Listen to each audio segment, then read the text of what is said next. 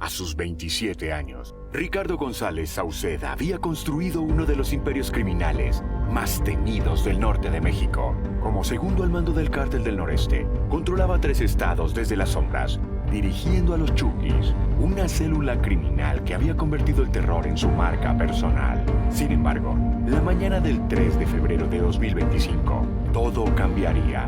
En menos de 5 minutos, un operativo de élite lo sorprendería en su propia casa, sin darle tiempo ni de ponerse los zapatos. Lo que siguió fueron 5 horas de caos total en Nuevo Laredo.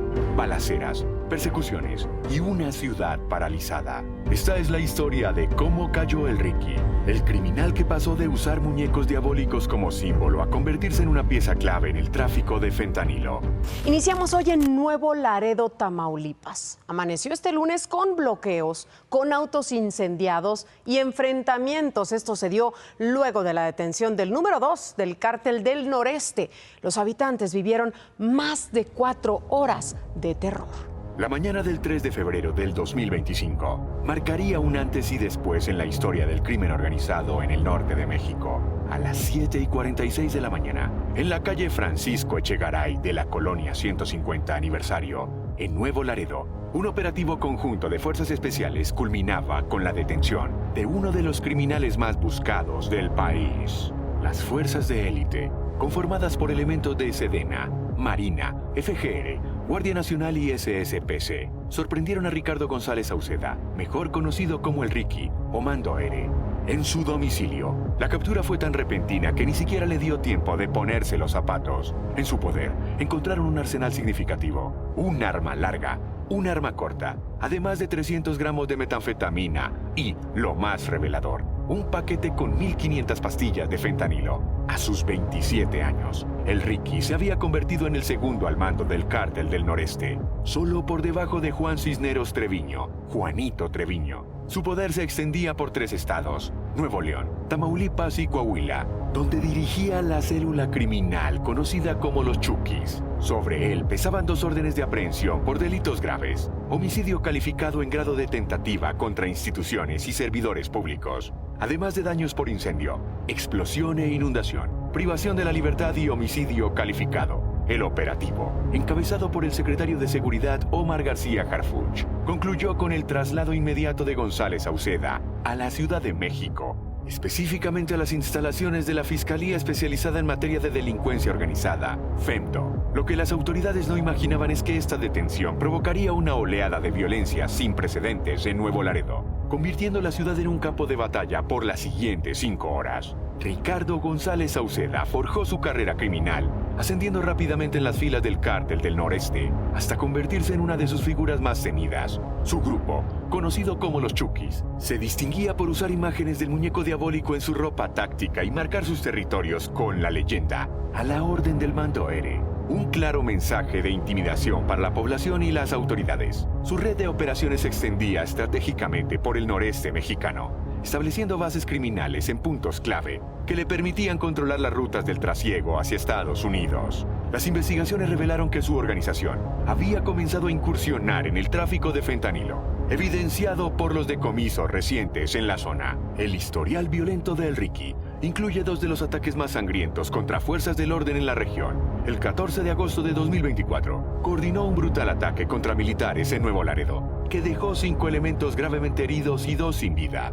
Pero su golpe más audaz ocurrió en la madrugada del 26 de junio de 2022, cuando sus sicarios emboscaron y asesinaron a 6 elementos de la Fuerza Civil de Nuevo León sobre la carretera Anahuac, Colombia. Sus actividades criminales abarcaban desde extorsiones sistemáticas hasta ataques directos contra las fuerzas del orden. La presencia de los Chukis se había convertido en sinónimo de terror en la región, expandiendo sus operaciones más allá del tradicional trasiego de drogas hacia un control territorial más amplio y agresivo.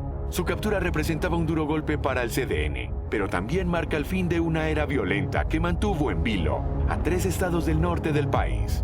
La respuesta del Cártel del Noreste fue inmediata y contundente.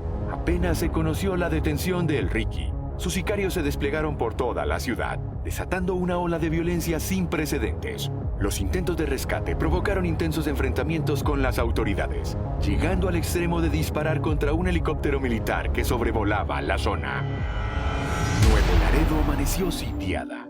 Las principales avenidas fueron bloqueadas con vehículos incendiados, convirtiendo la ciudad en un laberinto de fuego y caos. Los habitantes, atrapados en medio del conflicto, se vieron forzados a refugiarse donde pudieran, mientras las balaceras se extendían por diversos puntos de la ciudad. El impacto en la infraestructura urbana fue severo. El aeropuerto internacional Quetzalcóatl suspendió todas sus operaciones, cancelando los vuelos programados para ese lunes y reprogramándolos para el día siguiente. El transporte público se paralizó por completo, mientras que algunos hospitales sufrieron daños por los proyectiles que rompieron sus ventanas.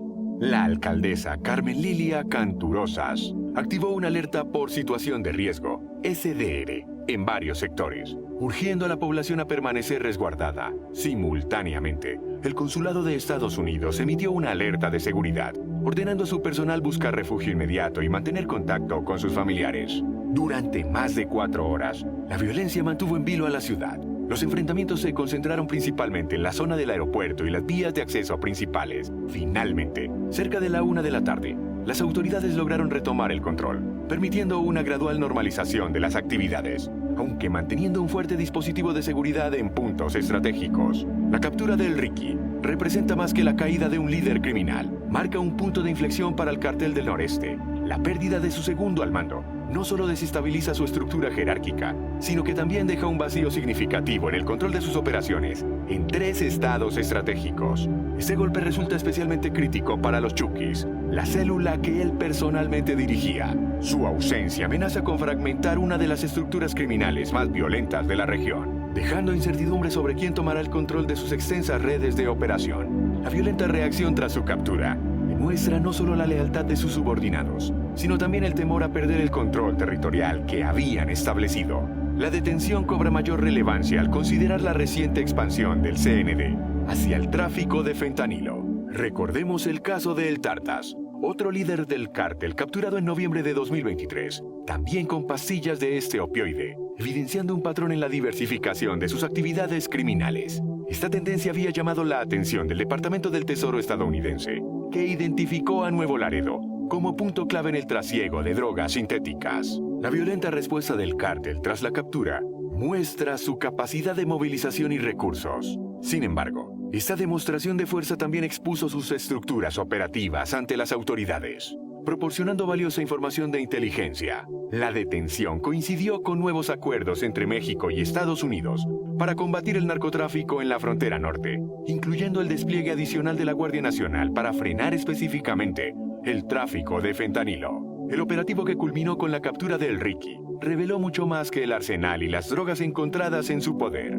Las investigaciones encabezadas por la SSPC destaparon una compleja red de operaciones que confirma la evolución del Cártel del Noreste hacia actividades más sofisticadas, particularmente su incursión en el mercado del fentanilo, siguiendo los pasos de organizaciones como el Cártel de Sinaloa y el CJNG. La documentación encontrada expuso las conexiones del CND con la familia michoacana, quienes, según el Departamento del Tesoro de Estados Unidos, utilizan las rutas de Nuevo Laredo y Reynosa para introducir fentanilo hacia Texas, Georgia, Oklahoma, Illinois y Carolina del Norte. Esta red involucra puntos estratégicos desde la Ciudad de México hasta ciudades clave en Michoacán, Guerrero, Estado de México, Morelos, Sinaloa y Jalisco. Las líneas de investigación abiertas sugieren que los Chukis no solo eran el brazo armado del cártel, sino también una pieza fundamental en la modernización de sus operaciones. Su particular estilo, usando la imagen del muñeco diabólico, había trascendido lo simbólico para convertirse en una marca de terror en la región,